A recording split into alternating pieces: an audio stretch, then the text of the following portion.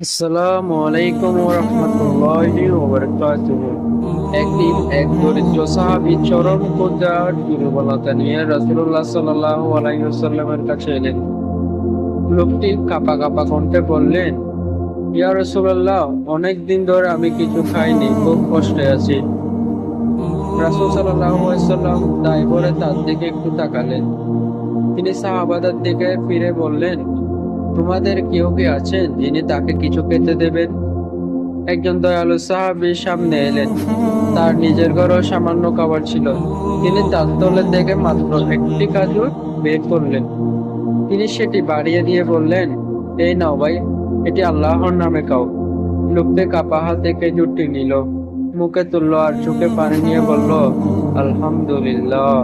রাসূল সাল্লাল্লাহু আলাইহি সাল্লাম এই দৃশ্য দেখে মুচকি হাসলেন এবং বললেন, যে অল্পে সন্তুষ্ট, আল্লাহ তাকে বেশি দেন। যে দান করে সে কখনো গরিব হয় না।